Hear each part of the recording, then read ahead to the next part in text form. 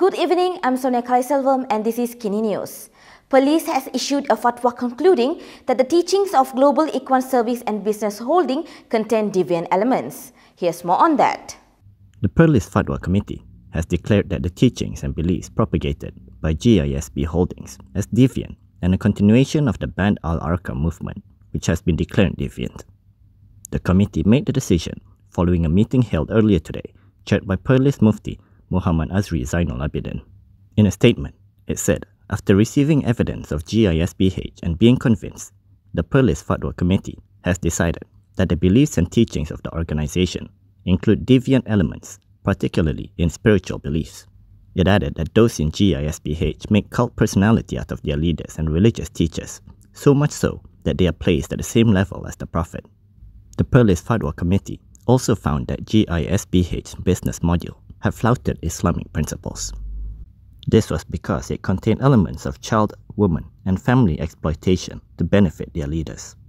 As such, it said any teachings, activities, and others which would help GISBH in any way are forbidden. The Memorandum of Understanding for Allocations was in the headlines again today, with Muhyiddin Yassin telling the government to learn from Perikatan Nasional. Perikatan Nasional chairperson Muhyiddin Yassin said allocation should be given to all MPs without them having to sign any agreements. He told reporters that the government should learn from PN's time in power, claiming that his coalition had given the then opposition its allocation freely. Waktu kita membentuk kerajaan, kita bagi semua. Tak mohon pun. Tak ada surat pun. MOU jauh sekali. Bukan CSA. Dan kita bagi contoh pula negeri-negeri di utara di mana di bawah Perikatan Nasional buat melaksanakan dasar di mana semua pembangkang, walaupun negeri itu negeri Perikatan Nasional, diberikan peruntukan. Tak ada masalah. Just learn from us. However, checks by Malaysia Kini showed that in February 2021, the PN government provided 100,000 ringgit in allocations only after 32 opposition MPs issued a joint statement.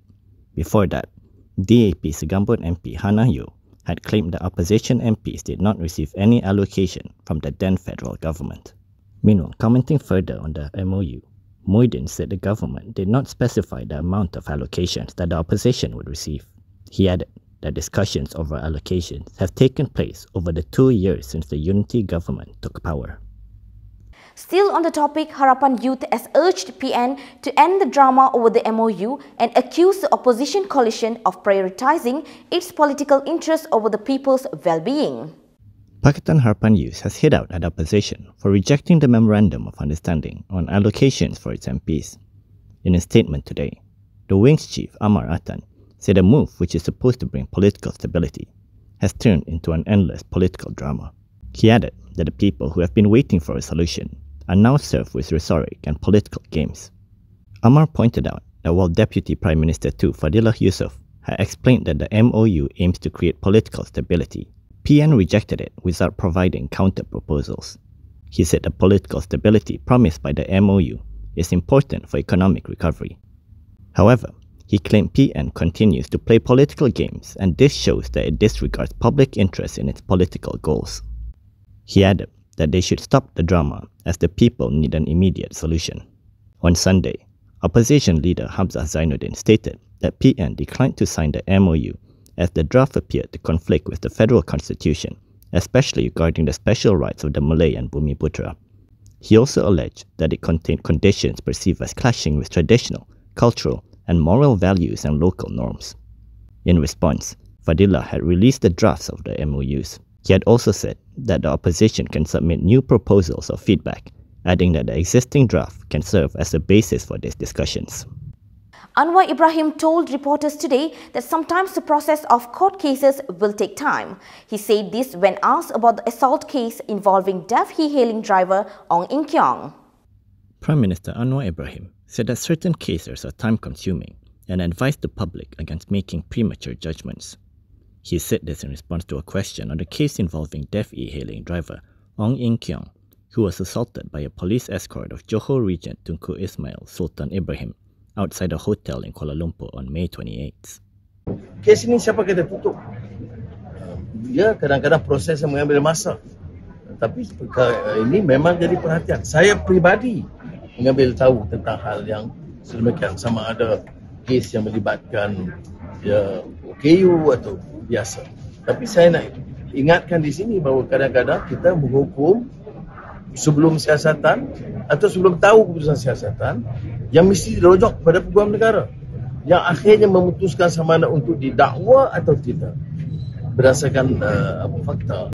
On September 5th, Ong, together with Lawyers for Liberty, submitted a memorandum and a dashcam recording of the assault to the Prime Minister's office. The memorandum urged the Prime Minister to establish an independent commission of inquiry into the incident, among other things. LFL also pointed out that the police stated that the investigation papers had been submitted twice to the prosecutors. The group's advisor, N. Surendran, stated that the lack of action on the assault case after nearly 4 months has damaged the credibility of Malaysia's justice system. A DAP MP has hit back at Ahmad Fadli Sha'ari over his offer of contributing funds to Teresa Kok to hire a translator. Fadli was told to redirect these funds to Siti Mastura instead so that she can hire a researcher. DAP's Kepong MP Lim Lip Eng has told Ahmad Fadli Sha'ari to reconsider his proposal to donate 300 ringgit a month to assist Teresa Kok with translations.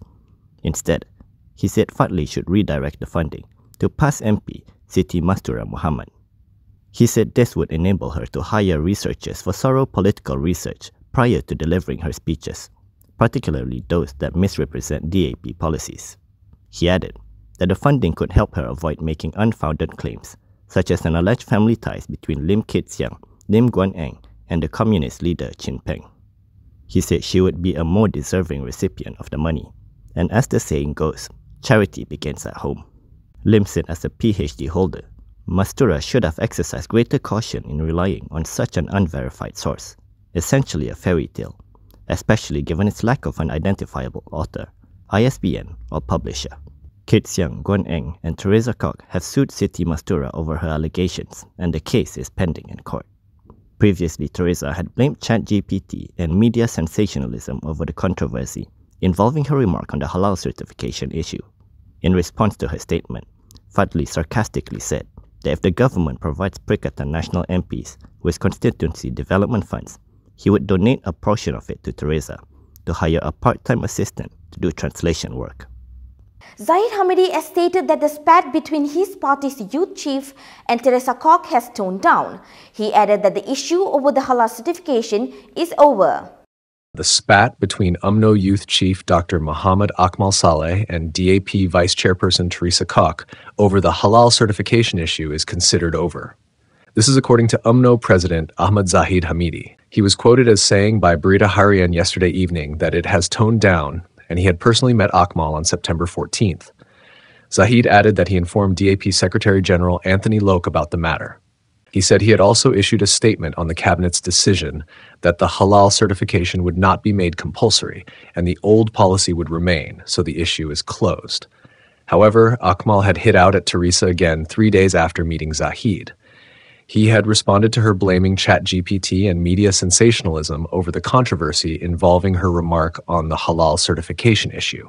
He said earlier, Teresa blamed him, and now it's ChatGPT's fault. He added that Teresa should sue ChatGPT too, and he couldn't wait to fight this in court. He said this in reference to Teresa initiating legal action against him. That's all from me today. For more stories, you can go to kinitv.com. You can also follow us on Instagram, Twitter, YouTube and Facebook for the latest news updates. I'm Sonia Kalaiselvam. Thanks for watching.